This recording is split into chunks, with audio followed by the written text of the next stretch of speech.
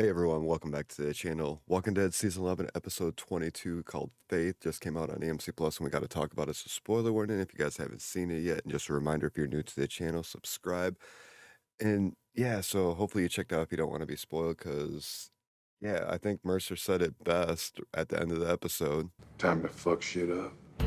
We're really setting up the end game. Like, yeah, definitely inside the Commonwealth, the revolution has started.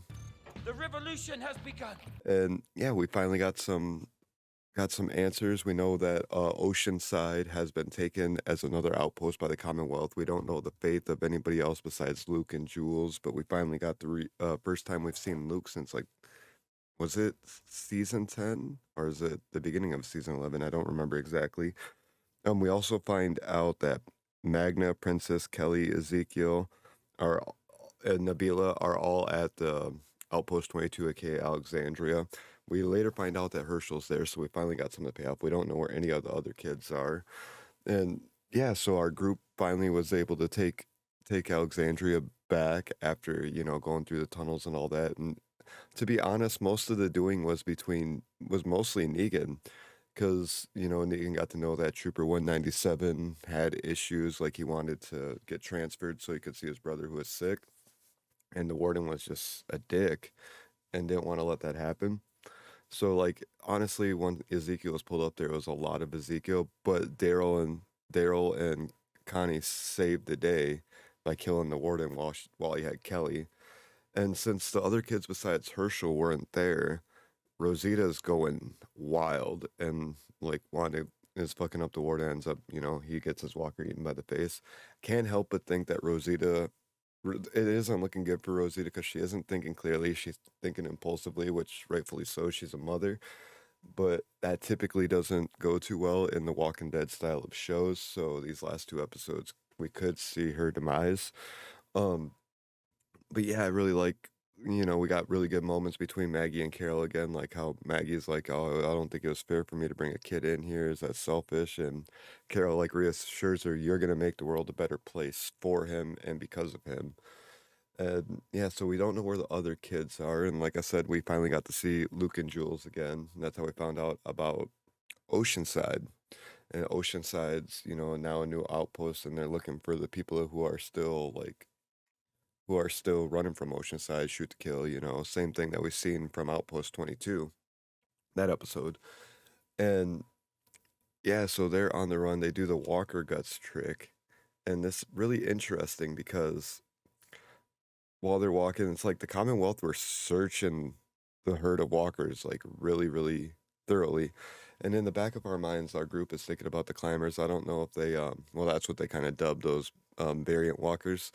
And I don't know how much they told Luke and Jules about it, but inside that herd, when Lydia stumbles and drops her knife, coincidentally, another walker who happens to be a little bit smarter than the rest falls and sees that knife and picks it up as he's going back up. So I'm sure that's going to have something to do with this herd of walkers coming into episode 23. Not exactly sure where that herd of walkers is heading towards, whether it's Oceanside, Alexandria, Hilltop, Commonwealth. We're not exactly sure yet, but I'm sure we'll figure that out. Actually, this episode did a pretty good job at kind of like we wrapped up Alexandria.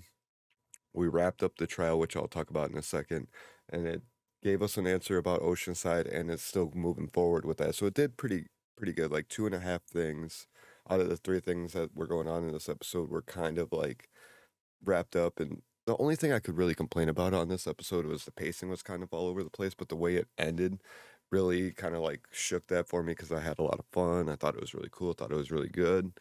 Um, but yeah, like how in the last act we have the, fight at Alexandria where the Commonwealth are about to execute the group after, we had a bunch of really like, Negan had a lot of shine in this episode. In the beginning, Judith narrating it focused a lot on all out war and like kind of like the path that Negan's taken through The Walking Dead, like from being the savior Negan to the Negan now, the little backstories we got from the Here's Negan extra episode and all that.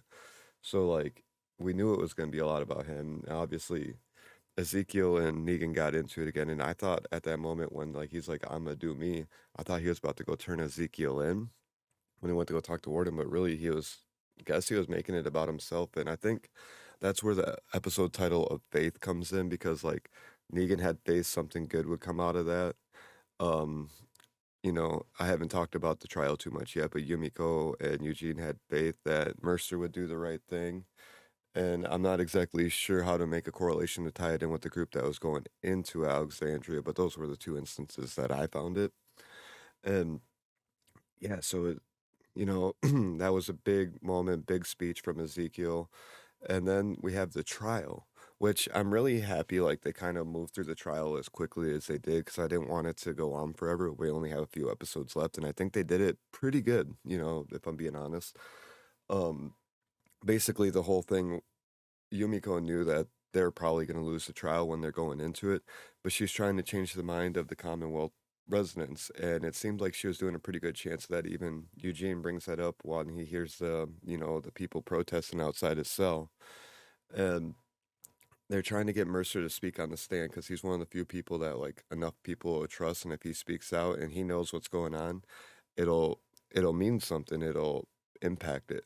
And Eugene has this really big speech about how going through like how he should have died when the apocalypse first started, and it's thanks to his friends that he lived, and he's not always been the good guy, but he can't stand around and let stuff like this happen anymore, in hopes that Mercer would have taken the stand before the case closed, which he ended up not. So Eugene is sentenced to public execution in about an hour, and they're take in the cell where I remember we seen Lance there. So they're taking Eugene there for prep, and there's a handful of Commonwealth soldiers.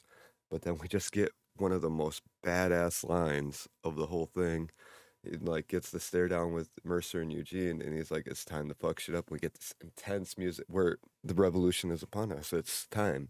Commonwealth. There's going to be uprest in the Commonwealth, and yeah, I don't exactly know how our group from Alexandria gets there to be active in it quite yet, nor do I with the Oceanside one, where, well, Aaron and all them with the walkers. I'm not exactly sure how this all like jumbles up into one big mess, but it really looks like episode 23 is going to be huge, and I'm down and I'm ready. Like I said, I'm nervous about Rosita, and yeah, it's gonna get interesting. We have seen pretty much everybody in the group except for the kids. That's like some of the things we're looking at episode 23 to wrap up. We need to figure out where the kids are. We need to figure out where that Walker group is going and what's up with that knife. We need to see the revolution starting. I don't know if we get the revolution tied up in episode 23. It would make sense in 24. But regardless, like we know episode 24, the finale is going to be about a 90-minute episode. So there's potentially a lot of time for them to really finish the story. And like in a perfect world, what I'm hoping is they finish the story and then like the last half hour of the finale is like something feel good, like whether I'm starting to think we're not going to get much for the CRM just based on where we're at. We're not going to get much for the CRM, and even though I want it, but that's okay. I really want the last little bit of the finale to feel good, and I'm hoping like it can. I don't know. Maybe I'm curious how you guys want it to end down in the comments below. But yeah, I'm looking forward to these final two episodes. I was gonna do a watch party last night, and I went to activate live streams on the channel. I couldn't. Yeah, I had to wait for 24 hours. I'm looking to do a watch party next Sunday, 2 o'clock in the morning Central Time when it drops out on AMC Plus. Let me know in the comments if you guys would like to join with that. I can't show it on screen because copyright issues, but we could watch it together, react together. I'll make some community posts along the way, so make sure you subscribe so you can see those. But yeah, let me know what you guys thought about the episode. Let me know how excited you guys are for the final two episodes. And yeah, we'll catch you guys in the next video. Peace.